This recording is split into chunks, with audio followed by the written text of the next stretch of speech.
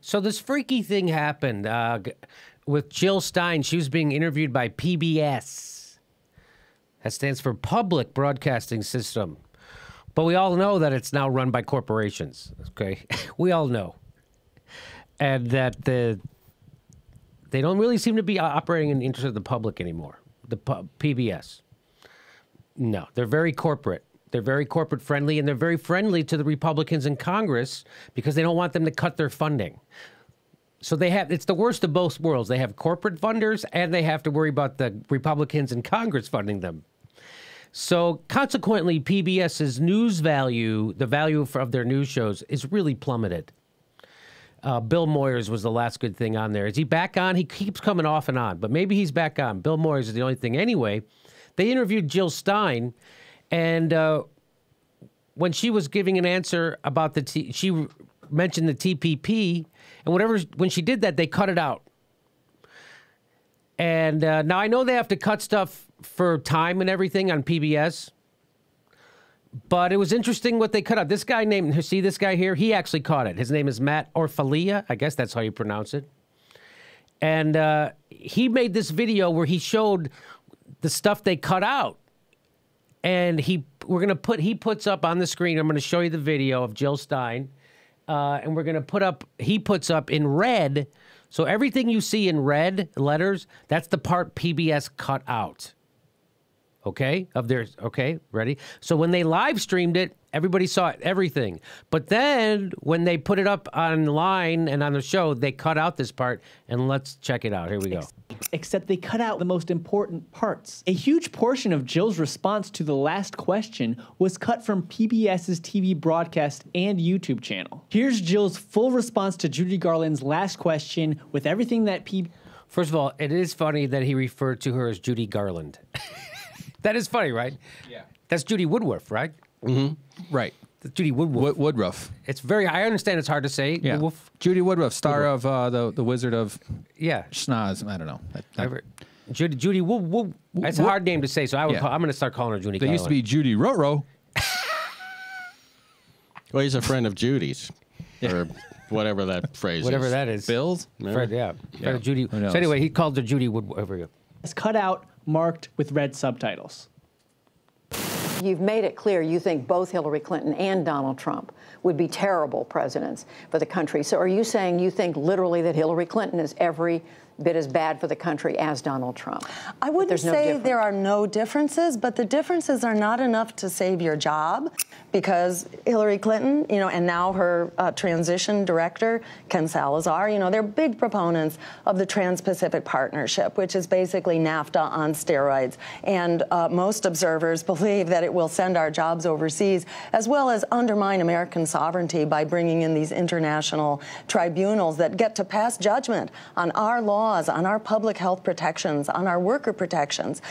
So we can't count on saving our jobs, saving our lives. 1 in 3 Americans now cannot afford health care under Obamacare, or saving the planet, because Hillary has been a big proponent of fracking, as is Ken Salazar, her transition director. So we feel that in this election, we're not just deciding what kind of a world we're going to have, but whether we're going to have a world or not going forward. And knowing that the majority of Americans is unhappy with these two-party choices, this is the time for us to open up. Americans have not only a right to vote, but a right to know who we can vote for. So we're pushing for opening up the debates, and then let's see how the chips fall. Dr. Jill Stein with the Green Party, we thank you. So did you see all that stuff they cut out? Did you see all the everything she said about the TPP? And that's amazing. Very deliberately covering it with editing, too, cutting to Judy. So no, our friend Matt, he says a little bit more about this. Let's hear it. Thank you, Judy. After cutting out all mention of the TPP, all criticism of Hillary Clinton, PBS cut out Jill's eloquent line. Americans have not only a right to vote, but a right to know who we can vote for. Apparently, PBS disagrees.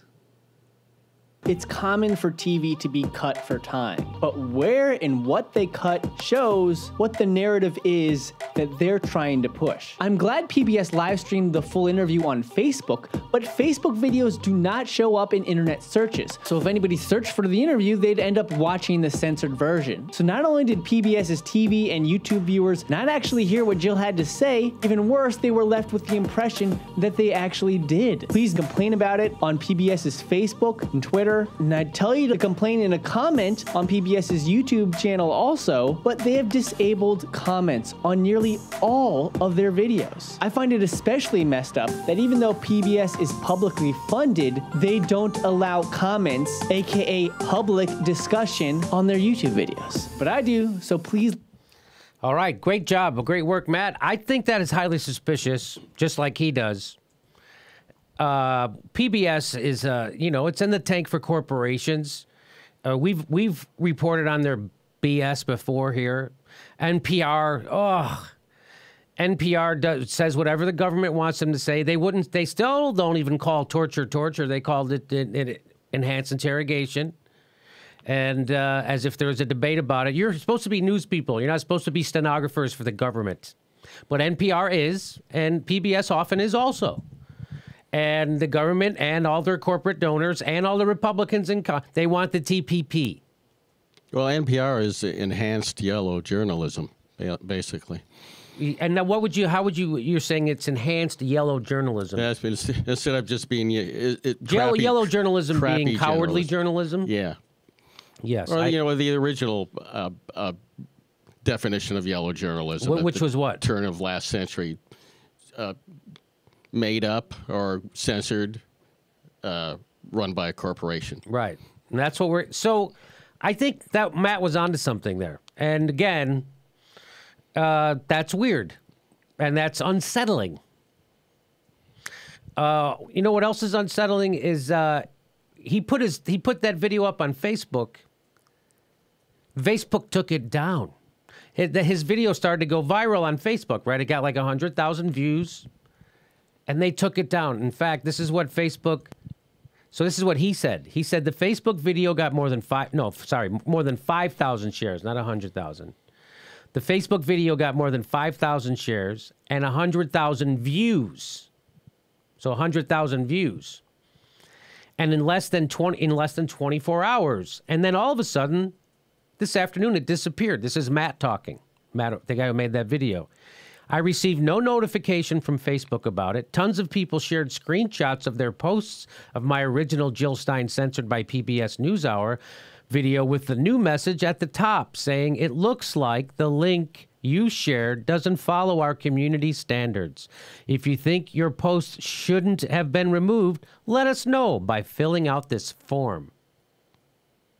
So here's what that looked like. Here's what that looks like. It looks like the link you shared doesn't follow our community standards. Facebook puts that on the link. If someone shared that video of his, they would say it looks like your link does. Oh, my God. If you think your post shouldn't have been removed, let us know by filling out a form, and we'll get right on it. So why would they know to even take it down in the first place? So, well, they got complaints then. I mean, that's one way to get, an opposing political view taken off somebody else's page, right? Is to flag it, report it, as offensive or racial or something, and inappropriate. I had a guy come to my page one time picking a fight, a troll, right? A guy who wasn't my friend, just a random guy, right-wing, kind of a racist maniac, and he picked a fight, and then reported something that I had written him claiming it was violence or something. And they banned me from Facebook for a day. I'm like, this guy? So you got David Duke comes to my page and I get fucking... So that's what's wrong with... Facebook will be over soon.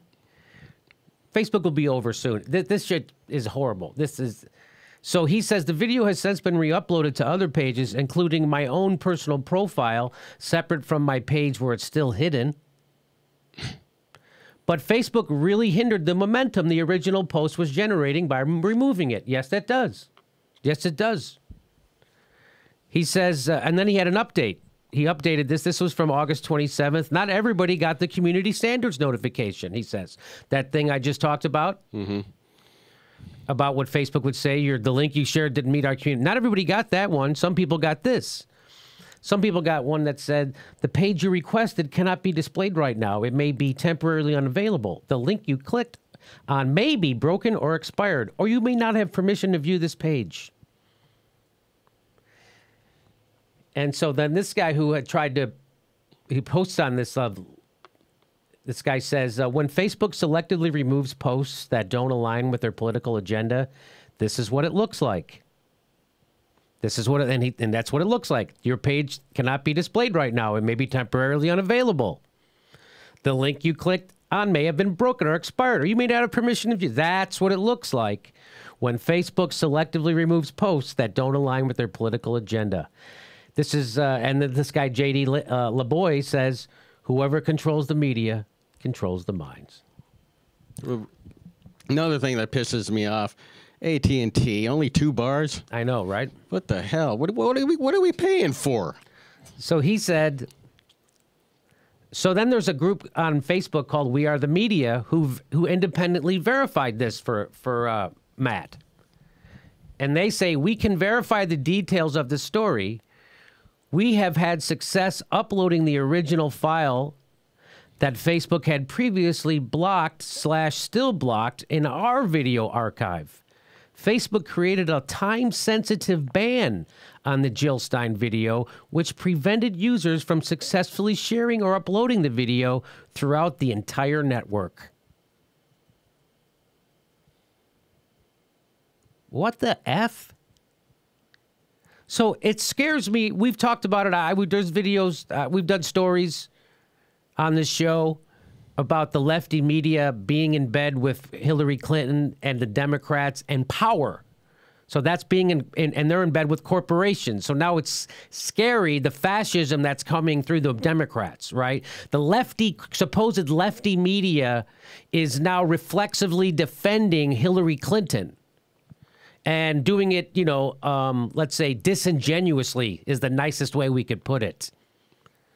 So to see that happening, and then to see PBS doing this, and then Facebook, I don't know, we'll see. But this is scary. It's not good. Not a good thing. There you go. Even PBS.